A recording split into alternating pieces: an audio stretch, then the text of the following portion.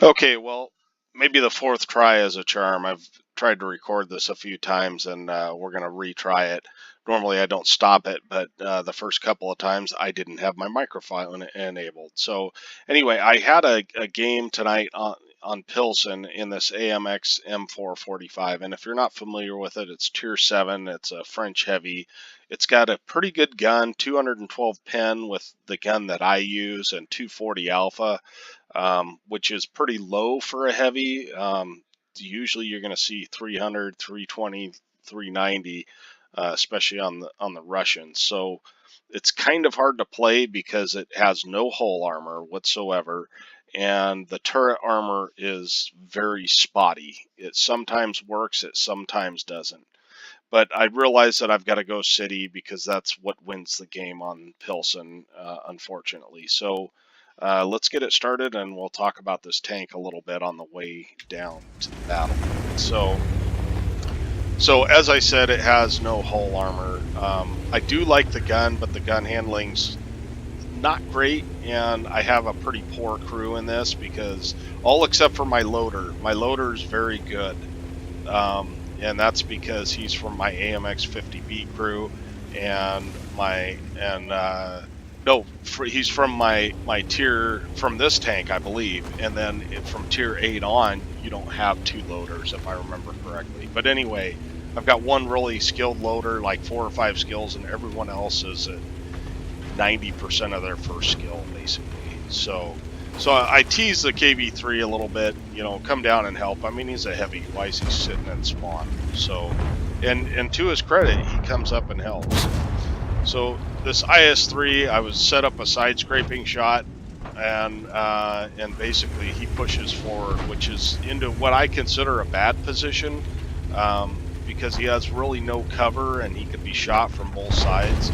So I want to take advantage of that, so I'm relocating to try and do that, because in this tank you've got to take sneaky shots when you can get them. So I notice there's an ONI and IS and probably a couple other guys back there. So I'm trying to sneak forward and creep forward and get a shot and wait for it to aim in, and I end up tracking him, which is fine. It happens. So now I'm waiting on that corner, just seeing if I see that IS maybe push forward. He just seemed like he might. And if I'm pre-aimed and he's not, I'll probably get a good shot on him. But and then I pull forward, and I should have snapped him, but I didn't.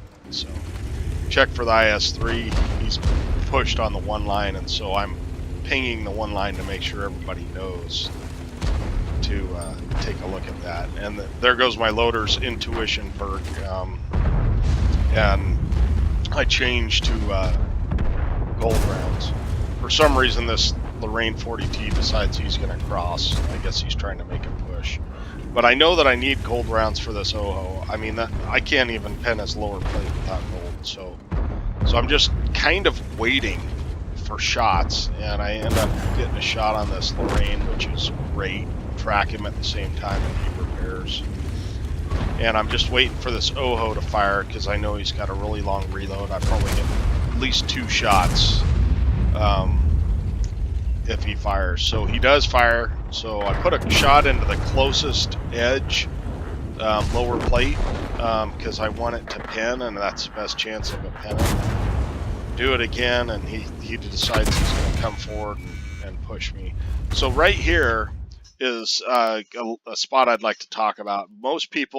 A lot of people would just continue to shoot the OHO, but I know better than that, because I see that Lorraine 40T, if he's loaded, even if he's not loaded, he's a much more dangerous tank than the OHO. The OHO has a derp gun, sure, he does continuous damage, but this 40T is really dangerous, especially to me in the position I'm in right now. So I do opt to fire at him first. So he gets a shot into me, I fire, and I know that the OHO still isn't reloaded. So I just sit out there and fire away. So now I'm trying to kind of see what I want to do, and it looks like that ISU 122S has fired, or at least he's acting like it. And I know he's a one-shot, so I want to take him out. In the meantime, I've switched back to my standard rounds because I don't need gold rounds anymore, and that's something you'll see me do very often. I try not to just spam gold if I can help it. So I'm pushing this hole because I see what was on the corner, and I don't want to get hit because I've only got 550 hit points left. But it turns out this AT-15 is going to push up, which I'm going to use his armor if I can.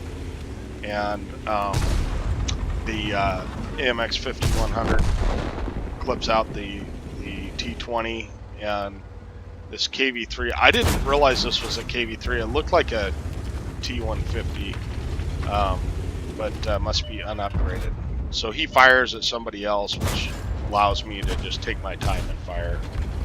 So I'm looking around to make sure nothing else is aimed at me, and we finish that guy off there.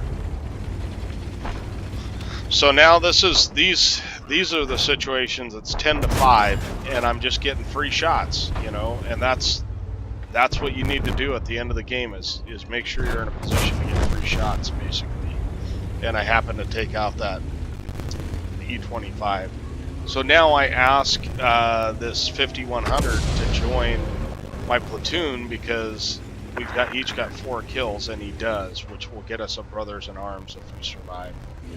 And I opt not to deal with the STRV S1. He's got big alpha, and his reload is not that much longer than mine, so he could actually kill me in about 10 seconds, and so I'd rather that not happen. So I moved towards the light tank, and when I was playing the game, I was thinking this was the autoloader light tank, and maybe it is, maybe it isn't. I don't know. You can tell me in the comments, but I haven't really figured out the 2 T-71 tanks, which is a light tank and which isn't. So I'm just moving in and using Rex as cover because I don't want to get caught out if he is in the autoloader, because he can definitely clip me.